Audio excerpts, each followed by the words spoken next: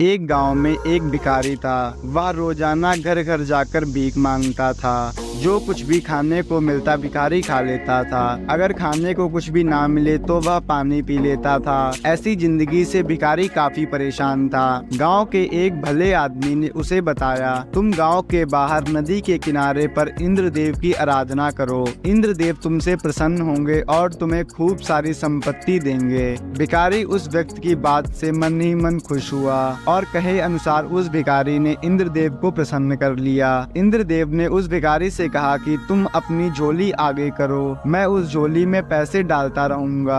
तुम जब मुझे रुकने को बोलोगे तब मैं रुक जाऊंगा, लेकिन मेरी एक बात ध्यान में रखना, अगर तुम्हारी झोली फट गई और झोली में रखे पैसे अगर जमीन पर गिर गए तो उन पैसों की मिट्टी हो जाएगी। वह भिखारी अपनी झोली में समा सके उतने ही पैसे लेता है और इंद्रदेव को रुकने के लिए कहता है। वह मन ही मन मुस्कुराता हुआ गाँव में आता है। उन पैसों का उपयोग वह कपड़े खरीदने, खाना लेने, घर बनवाने तथा मिठाई लेने के लिए करता है। उस भिखारी के रहन सहन में बदलाव देख गांव का एक व्यापारी उससे कहता है, तुम अचानक इतने धनी कैसे हो गए? तब वह भिखारी उस व्यापारी को सारी हकीकत बता देता है। व्यापारी के मन में भी पैसों का लालच पैदा होता है। वह भी उस भिखारी की तरह इंद्रदेव को प्रसन्न कर लेता है। इंद्रदेव उसकी भी झोली में पैसे डालते रहते हैं और लालच के कारण वह पैसे मांगता ही रहता है। वह व्यापारी रुकने के लिए कहना भूल जाता है। इस कारण उसकी झोली पैसों से भरकर फट जाती है। झोली में भरे सभी पैसे जमीन पर गिरते हैं और उन सभी पैसों की मिट्टी हो जाती है।